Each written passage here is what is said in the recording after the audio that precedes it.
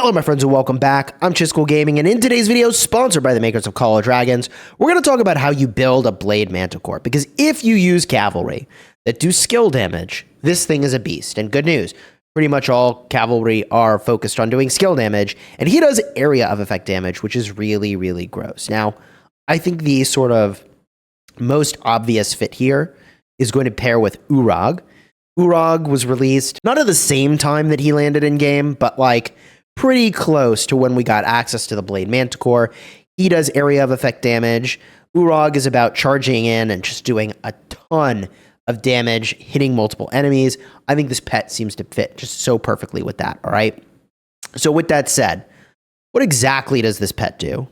We can make our way over to the Pet Sanctuary, and as I'm sure you've seen, you can select any one of your pets that you want, and you can go to the skill section, all right? Scroll on down, and you can see the skills for any pet. And the talent skill is going to do physical damage to the target and 2 surrounding legions when your legion's cavalry heroes deal rage skill damage. Damaged legions gain impalement. Blade Manticore will prioritize attacking legions with impalement and deal 5% more war pet skill damage to them for 6 seconds.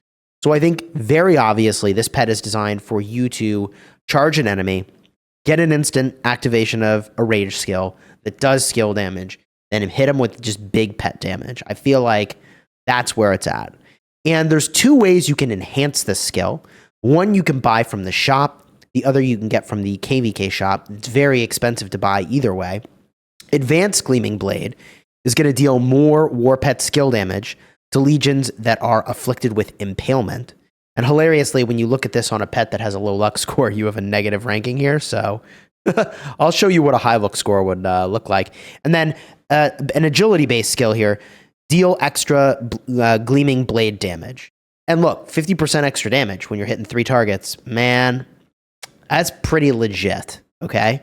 So if we get a look here at a pet that's actually got a super reasonable... Actually, this one's got a pretty good luck score. I mean, it's fine. It's not insane. Now we're talking about, I mean, still not as much as this intense Gleaming Blade. That's crazy. But this is 27% more damage. If we get a really pushed luck score, how much can we do here? Surely I've got a pet with like a crazy high luck score. 300? I mean, that's decent. Scroll on down. Yeah, I mean, you're getting about 30% more war pet skill damage to legions with impalement.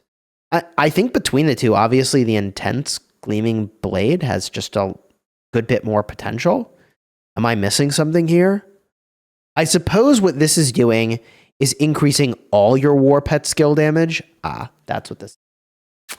And the value of that is that we're going to pick another skill here that does war pet skill damage. That's why this is so good.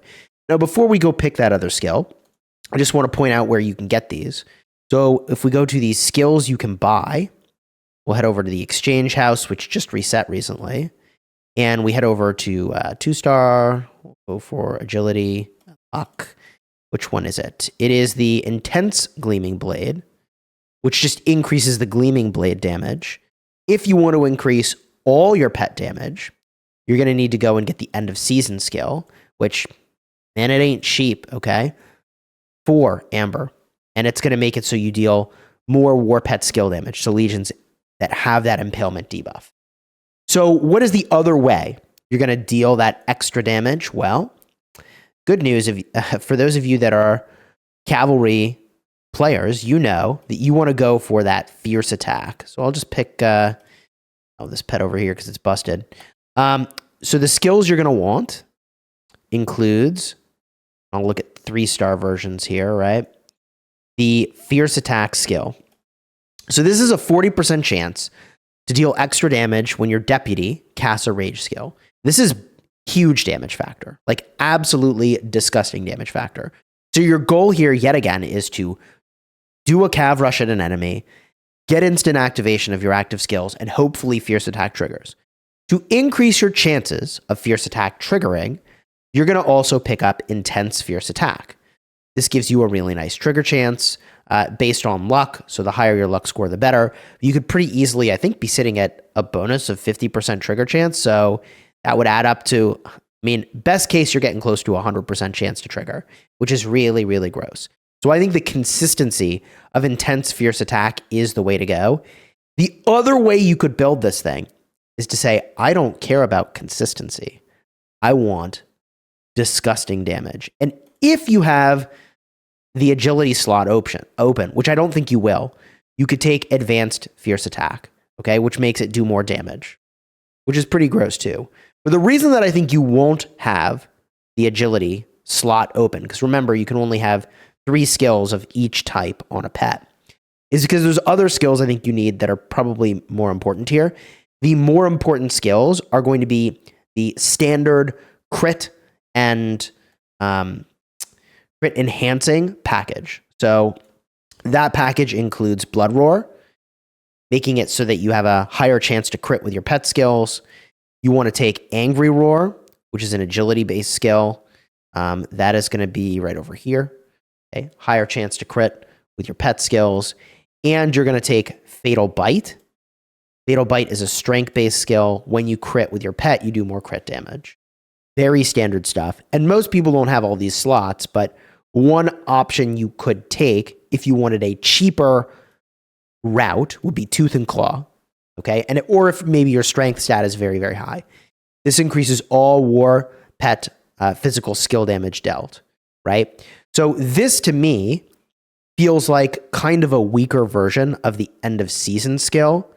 So the end of season skill is doing the same thing as Tooth and Claw, except it's just better, right? More war pet skill damage to legions afflicted with impalement. It's all going to depend on your stats, though, right? Could be that Tooth and Claw will be better, and it's a whole heck of a lot cheaper, unless I'm missing something here. So your mileage will vary based on your attributes. Again, between strength, luck, and agility.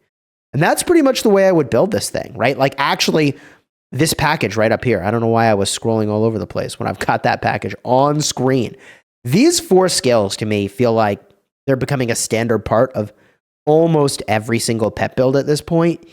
And, you know, when the end of season came along, I started to stack up on these.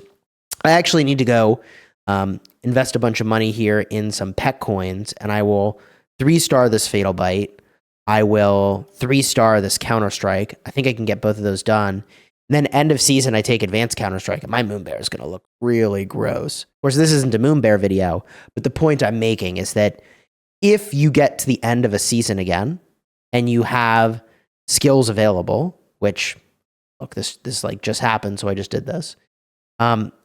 My recommendation when we go to the shop here, in fact, I'll go over this way, is that you get skills that are from that package. That combination just seems like it's so common, all right? So we just got the reset over here. Like I said, I got to go get some pet coins, and I can buy my 5 skills and do some really crazy stuff with that Moon Bear. I'm feeling pretty good about it, to be honest. But I'm also feeling pretty good about this Blade Manticore. If I were building one today, I would absolutely prioritize that crit package, and I would deprioritize, unfortunately, the end of season skill.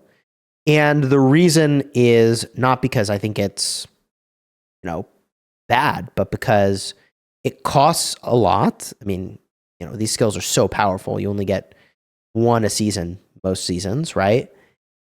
Unless you have a bunch of these amber saved up. But also, it's actually, am I crazy? Kind of duplicative with Tooth and Claw. So you have another way of accomplishing this. So I think I would probably pass on this one. But I'm interested in your thoughts down below in the comments. And here is where you can see that advanced fierce attack lives. So personally, I think you don't have the skill slots for this thing anyways. And it costs you 3 amber. It makes you higher burst potential if you take this. But I would rather just have the consistency, I think, of just really every time I charge an enemy, just absolutely blow them up, rather than like sometimes I devastate them and sometimes I don't have the trigger. I think the consistency is the way to go. And you don't have to spend amber on it. GG's. If you enjoyed the vid, throw a like on here, consider subscribing. Alternatively, I did cover the other Manticore recently on this channel. You want to see the Shadow Manticore guide? Card will be in the end screen. And gosh, I guess I'm overdue at some point to review these end of season skills again and talk about which ones are the best. My next pickup in here is going to be Advanced Counter-Strike. That's going to be the one. But it might be, well, it'll definitely be another season before I get my hands on it. Until next time, you have fun smashing your enemies. Take care, everybody.